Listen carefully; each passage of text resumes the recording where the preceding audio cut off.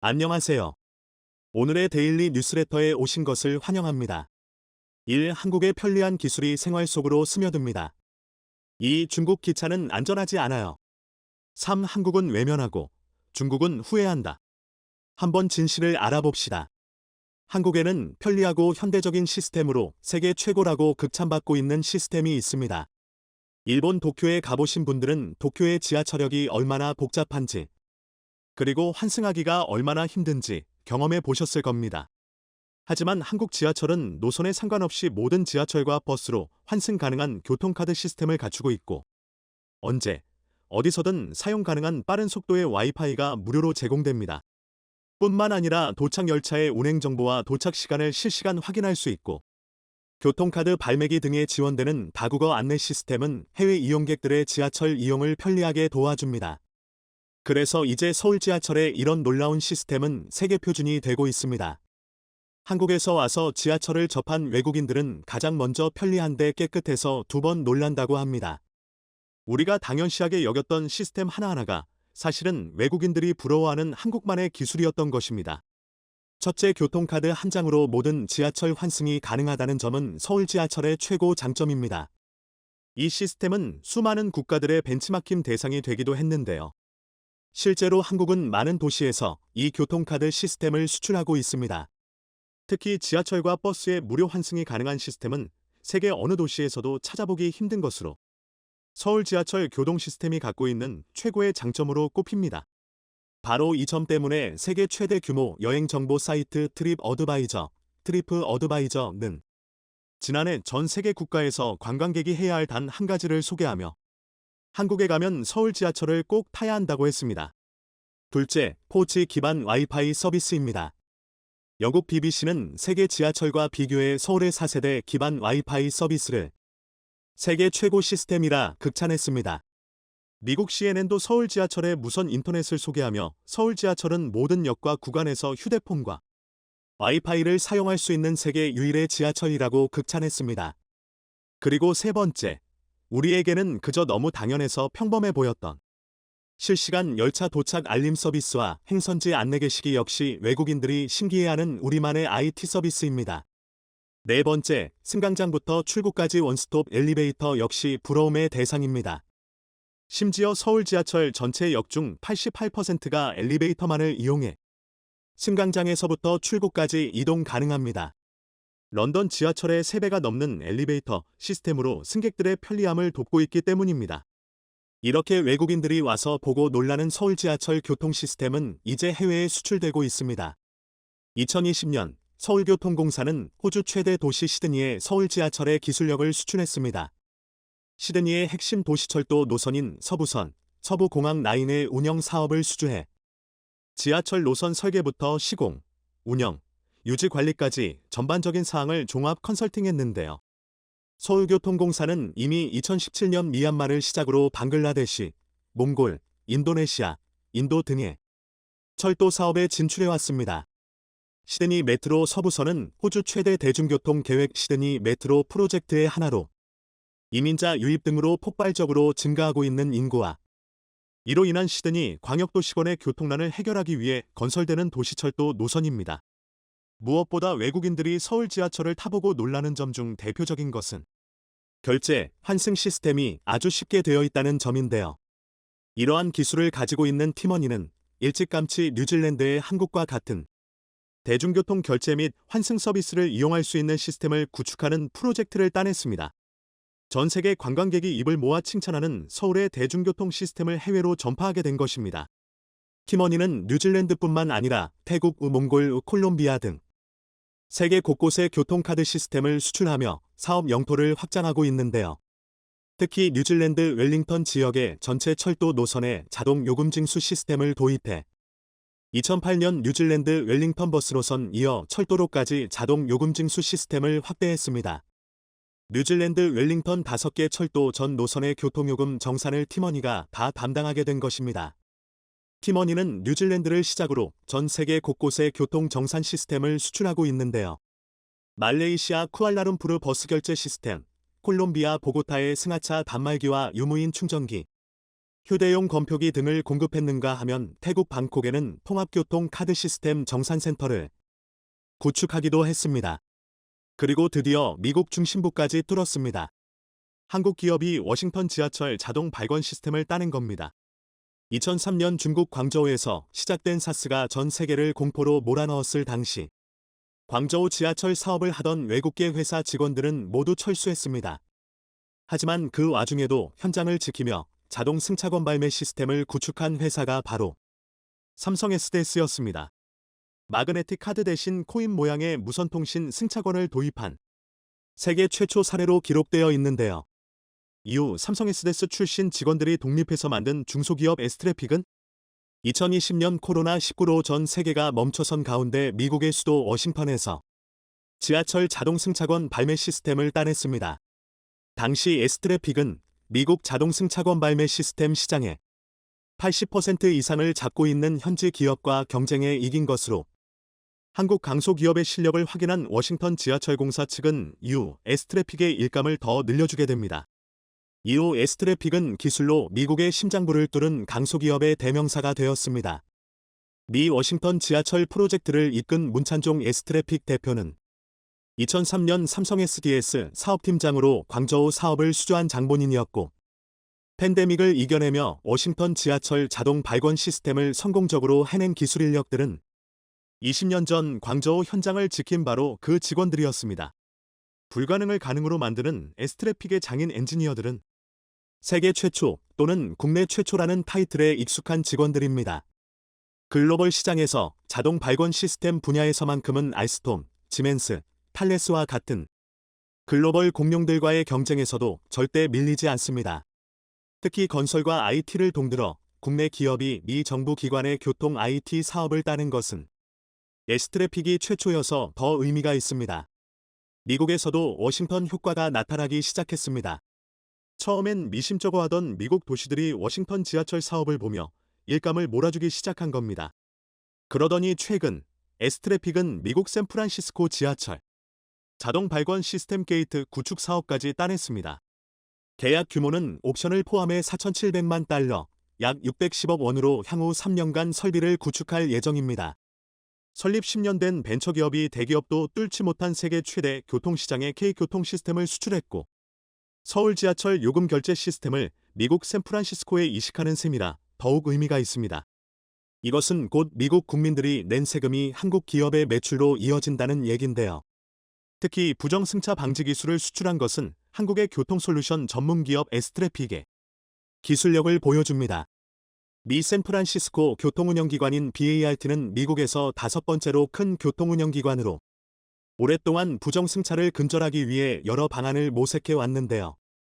샌프란시스코 지역만 해도 부정승차로 인한 연간 누수액이 2,500만 달러, 약 320억 원에 달해 불필요한 손실을 입고 있었기 때문입니다. 바로 이 문제를 해결하기 위해 S트래픽의 자동 발권 시스템 게이트 사업을 맡긴 겁니다. S트래픽은 부정승차 방지 솔루션이 강화된 슬라이딩 도어형 게이트와 고객 안전을 확인하기 위한 인공지능 카메라 감지 시스템 기술을 보유하고 있는데요. 이를 기반으로 기술평가에서 경쟁사보다 높은 평가를 받아 우선 협상 대상자로 선정된 것입니다. 더구나 S트래픽은 이번 수주를 통해 뉴욕, 필라델피아, 보스턴 등 미국 주요 도시에서도 부정승차 방지 해결책을 모색 중인 것은 물론 독일, 프랑스, 영국 등 유럽 국가에서도 부정승차 방지 이슈가 커지고 있어 앞으로 더 사업 기회가 넓어질 것으로 전망됩니다. 그리고 이제 한국은 지하철을 넘어 철도까지 수출하고 있습니다. 현대로템과 호주 현지 교통전문업체 다우너는 호주 퀸즐랜드 주 정부가 진행 중인 6조 3천억 원 규모의 철도 사업에 우선 협상 대상자로 선정됐는가 하면 현대로템은 사우디 철도청이 추진하는 2조 5천억 원 규모의 고속철 구매 사업을 따내려 하고 있는데요. 만일 한국이 사우디 고속철 사업을 따낼 경우 이것은 우리가 처음으로 고속철을 수출하는 사례가 될 것입니다. 현대로템은 사우디아라비아와 네옴시티에 철도 협력 양해각서를 체결했는데 네옴시티 내 철도에 투입될 고속철 480량, 지하철 160량 등을 공급한다는 내용입니다. 현대로템 이미 이집트 전동차 및 현지화 사업을 수주해 중동 국가에서 신뢰를 얻었는데요. 수도 카이로의 핵심 철도 노선인 2호선과 3호선에 들어갈 전동차를 2028년까지 납품할 예정입니다.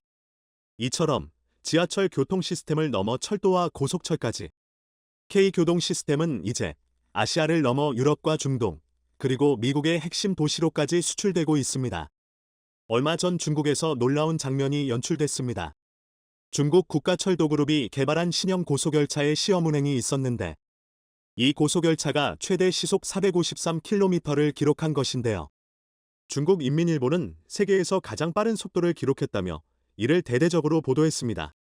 중국 국가철도그룹이 개발한 신형 고속열차 CR450호는 시험 운행에서 시속 400km 이상 속도로 주행했고 해상철도대교에서 시범 운행을 했을 때는 시속 453km를 기록해 중국 대륙을 흥분시켰습니다. 중국은 자신들이 만든 고속열차가 안전성, 제동 등 주요 지표에서 세계 고속열차 시장을 선도하게 될 것이라며 자신의 차 있었습니다. 중국은 넓은 영토를 가진 만큼 작년 말 기준 중국의 고속철도 총연장은 42,000km로 전 세계 고속철도 총길이의 70% 이상을 차지할 정도로 막대한 길이를 자랑합니다.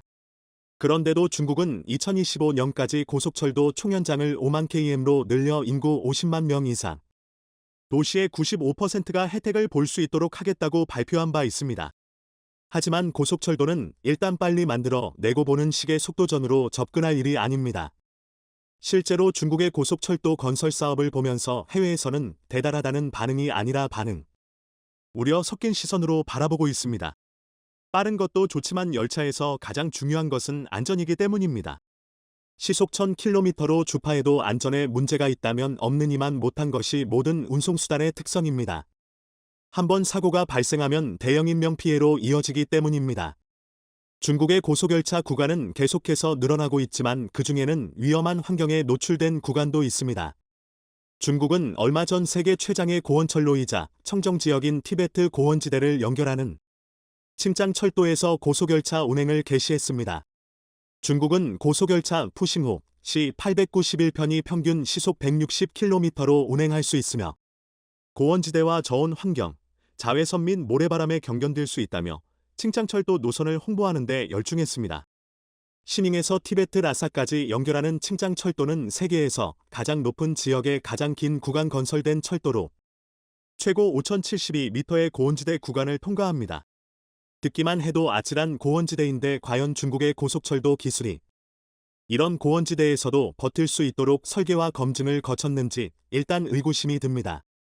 게다가 고지대 터널이면 집안 공사가 어떻게 되어 있는지 우려하지 않을 수 없는데요. 이곳은 겨울철 기온이 영하 40도까지 내려가는 악천후로 유명하며 세계에서 가장 긴 언땅을 뚫고 터널 및 철교 공사를 해야 해서 무려 26년에 걸쳐 1차 개통을 한 것이었습니다. 무엇보다 시닝에서 나사까지 1,956km를 잇는 칭짱철도는 환경 파괴의 주범이라는 오명으로 유명합니다. 칭짱철도가 개통된 지 1년 만에 티베트는 밀려드는 관광객과 난개발로 몸살을 앓았고 수많은 환경 파괴가 있었기 때문입니다. 칭짱철도가 개통되자 티베트에는 철도가 열리기 전보다 4배나 많은 관광객이 몰려들었고 생태계의 보고인 습지 주변에서도 건물을 짓는 공사가 이어졌습니다. 더구나 온난화 현상은 갈수록 심각해지고 있습니다. 티베트의 기온 상승은 전 세계 평균의 4배나 됩니다. 고원의 만년설도 오는 2090년에는 절반 정도만 남을 전망입니다. 하지만 중국 정부는 칭짱철도가 티베트의 생태 환경에 영향을 주지 않았다며 철로를 더 연장할 계획을 세워놓고 있습니다. 환경 파괴 같은 건 안중에도 없는 겁니다.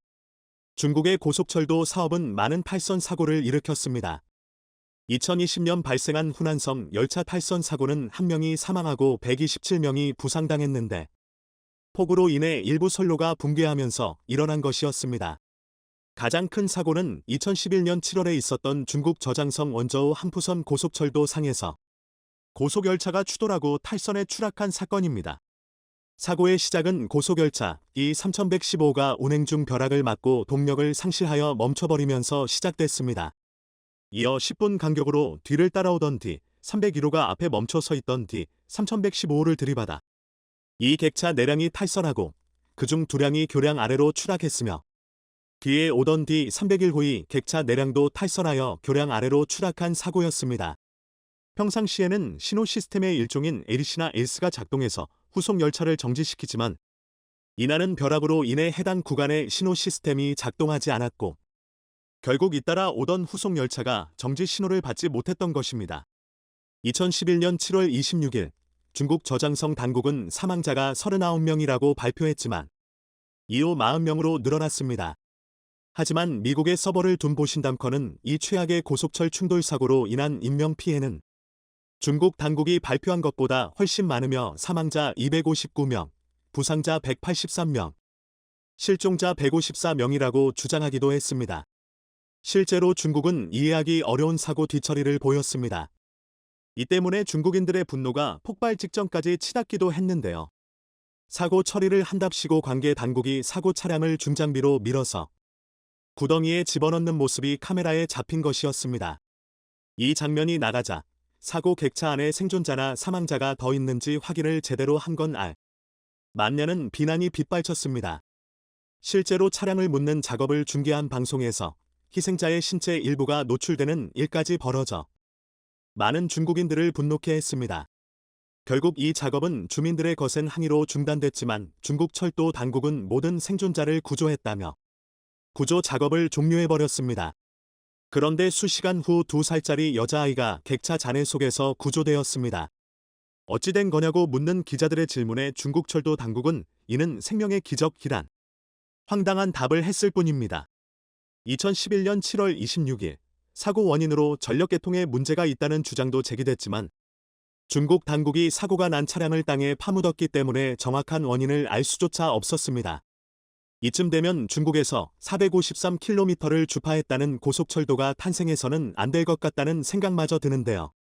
최악의 참사 이후에도 중국의 고속철 건설은 계속되었고 불과 1년 전에도 중국 구이저우성 산사태 속에 고속철이 탈선하는 사고가 발생했습니다. 탈선한 고속열차 맨 앞의 기관차는 콘크리트로 된 승강장과 충돌해 형체가 남지 않을 정도로 크게 훼손됐습니다. 중국은 왜 이렇게 집착에 가까울 정도로 고속철도를 계속 건설하고 있는 것일까요? 시닝에서 티베트 자치구 라사까지 평균 해발 4,000m의 고온지대를 지나가는 칭짱철도. 이 노선이야말로 중국이 고속철도를 무리해서라도 건설하는 이유를 가장 잘 말해줍니다. 세계에서 가장 긴 고원 철로에서 고속열차를 운행시켜 티베트의 청정지역이었던 나사까지 굳이 연결시킴으로써 나사는 오염되었고 순수했던 티베트는 여기저기 난개발 중입니다. 이는 곧 중국 정부의 서부 자치구 중앙집권화를 용이하게 만들어주고 있습니다. 중국은 칭짱 철도의 신인거울무 구간은 베이징과 시장을 연결하는 데 매우 중요한 부분이며 칭하이성 교통 시스템의 생명선이라고 홍보해 왔는데요. 결국 칭짱 철도로 대변되는 서부 자치구 철도는 중국 정부가 추진하는 서부 대개발 사업의 핵심 프로젝트입니다. 실제로 중국은 자신들의 눈의 가시인 신장 위구르 자치구 동부 지역에 최근 고속도로 4개를 한꺼번에 개통했습니다. 티베트와 신장 위구르 자치구가 있는 서부 지역에 무리하게 고속철을 설치하는 중국 정부의 노림수는 명확합니다. 서부 지역 경제를 활성화해 한족을 대거 이주시켜 이 지역의 분리 독립 시도를 원천 차단하겠다는 것입니다. 중국이 무리하게 고속철을 개통시키며 잦은 사건 사고와 환경 파괴라는 오명을 이어가고 있는 반면 한국은 중국과 달리 속도에 집착하지 않고 승객의 안전에 집중하여 여러 가지 첨단 기술을 통해 철도 운송 기술을 발전시키고 있습니다. 그리고 그 성과가 나오기 시작했습니다. 중국이 아무리 빠른 고속열차를 개발해도 해외에 수출되는 것은 한국 열차들입니다. 지난 2021년 현대로템은 캐나다 에드먼턴시 정부와 2,188억 원 규모의 경전철 공급 사업을 수주했습니다. 그리고 최근 현대로템은 시제 차량으로 사전 테스트를 시행했는데 특히 이 테스트는 교통약자에 대한 편의성에 중점을 뒀습니다. 비장애인과 시각장애인, 휠체어 탑승객 등 장애인을 대상으로 진행됐으며 각종 승객 편의를 위한 기술도 시험 운행했습니다. 이처럼 교통약자와 승객들의 편의성, 안전성을 최우선에 두는 한국 업체들의 기술력은 이제 호주 퀸즐랜드 전동차 공급 사업도 수주하게 만들었습니다. 현대로템은 호주 퀸즐랜드 주정부가 발주한 호주 전동차 공급 사업에서 현지 철도업체인 다우너 측과 컨소시엄을 맺어 전동차 제작 업체로 최종 선정됐습니다. 사업 규모는 1조 2,164억 원입니다. 특히 해당 전동차는 퀸즐랜드주에서 운행되는 전동차 중 유일하게 호주 연방정부에서 법으로 규정한 호주 장애인 교통안전 기준을 만족한 차량입니다. 이번 현지 입찰에서 현대로템은 해외 전동차 수주 실적과 함께 동남아 및 아프리카 등지에 철도 차량 생산 기술을 이전한 경험 등을 강점으로 내세워 참여했고, 이 점이 부각되어 까다로운 호주 전동차 사업을 수주한 것입니다. 이처럼 한국이 안전성에 방점을 두고 기술력을 확보해 해외 수주에 나선 반면 중국은 철도 산업이 몰락의 길을 걷고 있는데요. 오랜 세월이 흐른 뒤 중국은 세계의 공장으로 불려졌다. 하지만 중국의 경쟁 우위는 사라졌다. 많은 한국 기업이 중국을 떠나 다른 유리한 시장에 투자하고 있습니다. 한국 기업의 이탈을 막기 위해 중국이 안간힘을 쓰고 있어 화제입니다.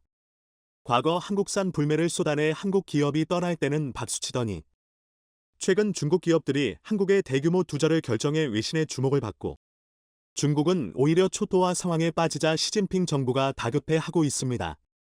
현재 중국에서 무슨 일이 발생했는지 자세히 살펴보겠습니다. 미국과 중국 간 갈등, 공급망 교란, 비용 상승으로 인제트한 수익성 악화에 반간첩법 등 각종 정치적 변수까지 더해져 중국 탈출을 연구하는 기업이 크게 늘고 있습니다. 특히 지난 3월 시진핑 3기 정부가 출범한 이후 자본과 인력이 한꺼번에 빠져나오며 시진핑의 우려를 더하고 있습니다. 바이든 대통령이 중국에 대해 디리스킹, 위험관리를 언급했지만 실제로는 디파팅, 떠남이 이뤄지고 있다는 분석입니다. 2022년 지난 9월 중국에 대한 외국인 직접 투자는 728억 위안으로 작년 대비 34%나 감소하며 중국의 비상이 걸렸습니다. 9월까지 누적도 9,200억 위안으로 8% 감소했고 최근 속도는 더욱 빨라지고 있는 상황입니다. 중국의 외국인 직접 투자는 2010년 이후 계속 미국을 상회했지만 2021년부터는 미국보다 낮은 수준에 머물고 있습니다. 그만큼 중국을 빠져나오는 기업이 많다는 얘기입니다. 갈수록 높아지는 인건비로 고심하던 차의 글로벌 공급망까지 재편되자 기업들은 중국을 떠나 인도, 베트남, 인도네시아, 멕시코, 한국 등으로 생산기지를 옮기고 있습니다. 아시아 주요국의 제조업 근로자 평균 임금은 홍콩 2,400달러, 한국 1,800달러, 2022년 월급 기준, 중국 600달러, 인도 330달러, 베트남 270달러 정도입니다. 중국 제조기업 평균 월급은 2012년 대비 2배 가까이 뛰었고 현재는 베트남의 2.2배, 인도보다 1.8배 높은 수준입니다. 인건비가 이익을 크게 좌우하는 나이키, 아디다스 등 의류 기업들은 베트남, 인도네시아 등으로 생산 공장을 일찌감치 이전했습니다. 한국 기업들도 차이나 엑소더스에 나서고 있는데 현대차는 현지에 있던 5개 공장 중 베이징 1공장을 우선 매각했고 창저우 공장과 춘칭 공장 매각도 진행 중에 있습니다. 현대차를 따라 부품업체들의 탈중국 행렬도 이어진 상태입니다. 삼성은 한 발 더 앞서 탈중국을 시작한 바 있습니다. 삼성그룹의 중국 계열사는 2018년 87곳에서 올해 65곳으로 25%가량이 줄어들어 있습니다. 2018년 동신 공장과 스마트폰 공장 가동을 중단했고 삼성전기도 2019년 고밀도 회로기판 생산 설비를 완제트전이 철수했습니다. 삼성 공장이 떠난 주변 지역 주민들은 크게 동요하기도 했습니다. 중국이 발표하는 사회적 책임 지수에서 삼성과 현대차가 외자기업 1, 2위로 선정돼 왔기 때문입니다. 중국 사회과학원은 중국 내 300대 기업을 대상으로 시장, 환경, 사회적 책임과 관리를 종합평가해 CSR 발전 지수를 발표해 왔습니다. 삼성은 최근 발표된 순위에서도 외자기업 중 1위를 지켰습니다. 전체 300대 기업 종합 순위에서도 5년째 2위를 기록 중입니다. 삼성은 그간 농촌 지역의 자립을 돕는 삼성 나눔 빌리지 사업 등을 통해 공헌을 해왔습니다. 이는 중국 당국이 강조해온 농촌소득 확대의 모범 사례로 신화통신 등의 주목을 받았을 정도입니다. 현대차그룹도 외자기업 부문 2위인데 주요 활동으로는 2008년부터 시행해온 현대 그린존 프로젝트가 꼽힙니다. 중국 내몽고 사막화 방지를 위한 프로젝트로 초원 복원과 숲 조성, 농촌 개발 사업 등이 진행되고 있습니다. 해당 지수 상위 10위에는 삼성과 현대를 제외하고는 모두 중국 국유기업으로 채워져 있는 상태입니다. 이런 상황에 한국 기업이 중국을 떠나는 것은 여자 기업의 모범격이 중국에 실망했다는 증거라 소문이 날 경우 중국이 강조해 온 외국 기업 유치의 치명타가 될 수 있는 내용입니다. 현지 중국인 직원 또한 한국 기업 이탈에 크게 반발해 왔었는데 삼성중공업이 2021년宁波조선소 청산 방침을 밝히자 수천 명의 직원들이 제발 떠나지 말라며 하소연을 했습니다. 그들은 삼성 덕분에 살았어. 포기하지 마, 아이들을 부양해야지. 나는 구호를 외쳤고 삼성은 나의 집, 나는 일하고 싶다, 가족을 부양해야 한다 라는 현수막도 내걸었습니다. 삼성에 감사하다. 관리하는 사람들도 좋다는 글들도 쏟아졌죠. 이는 삼성에 대한 만족도가 대단했기 때문입니다. 그런데 한국 기업들의 탈중국 움직임이 커졌고 외국 기업도 덩달아 떠나자 중국의 움직임도 바빠지고 있습니다. 최근 중국 정부는 한국 기업인들을 불러놓고 수출 통제 제도와 외국인 투자 촉진 정책을 직접 설명하는 자리를 마련했습니다.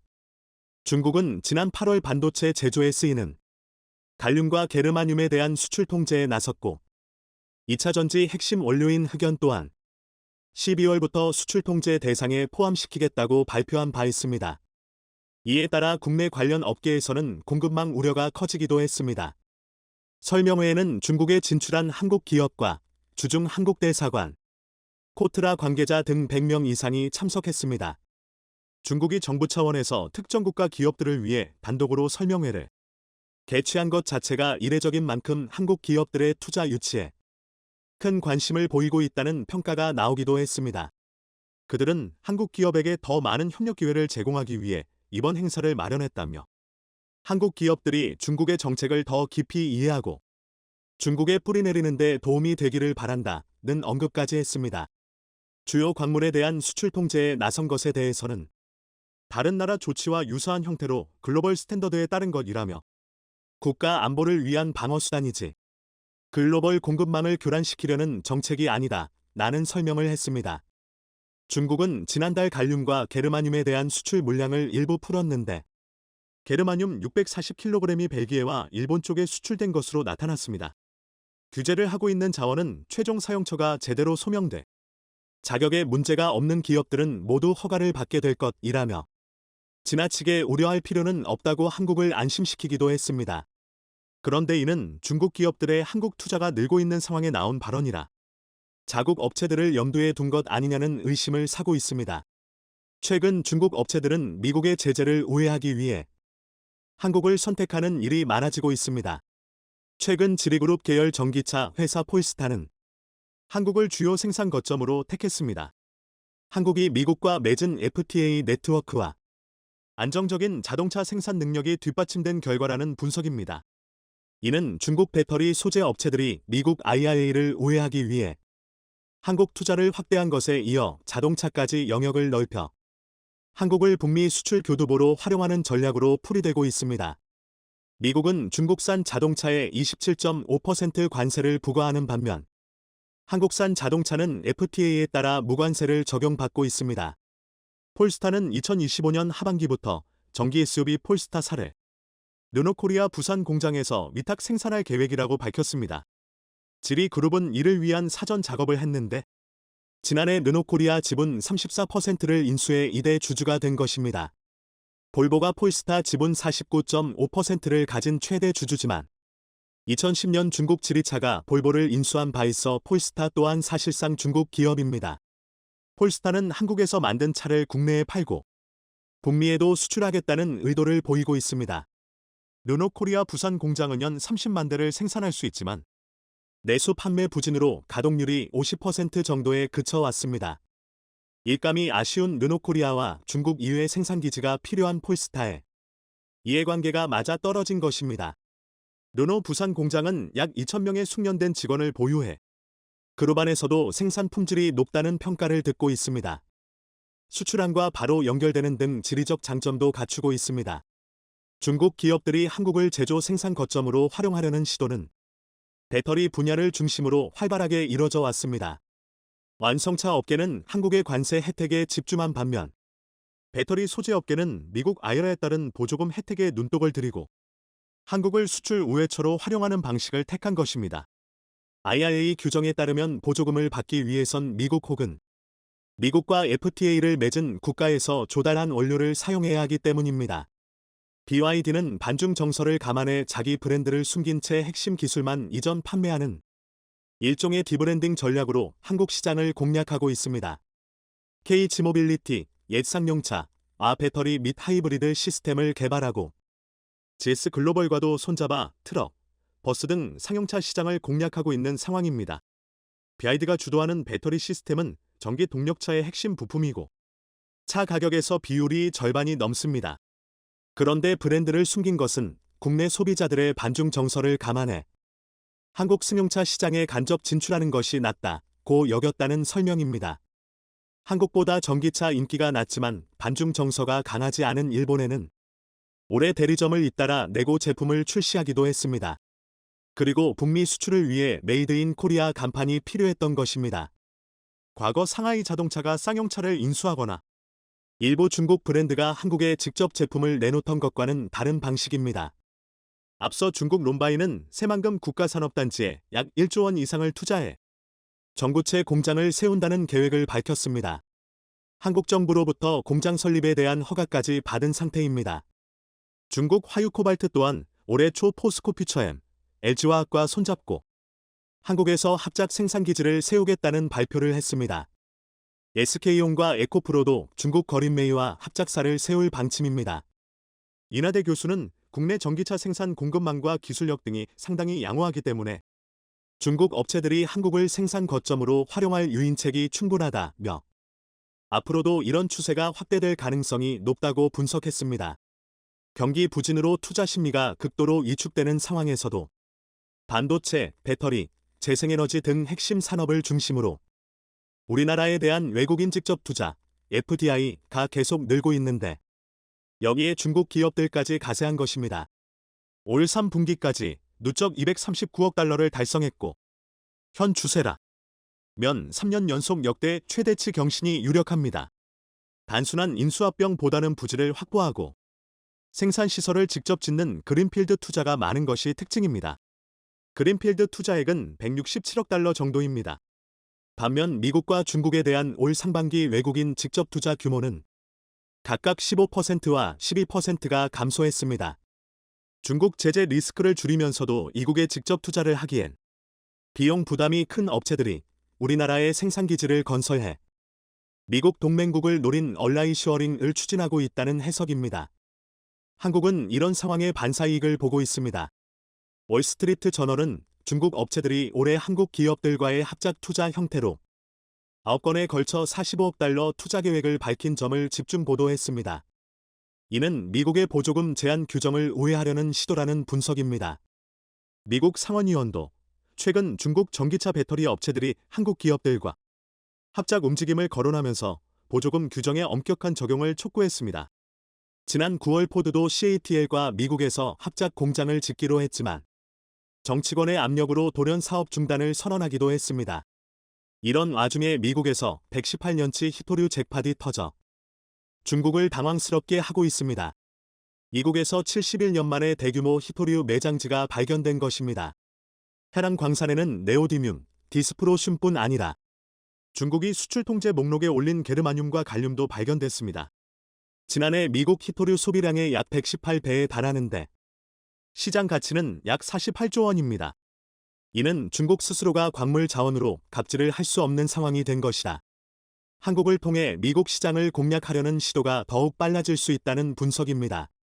중국은 협력하는 척하면서도 기술이 생기면 언제든 배신하는 국가입니다. 한국은 중국 기업들의 투자 시도를 막고 기술 유출 방지에 힘써야 할 것입니다.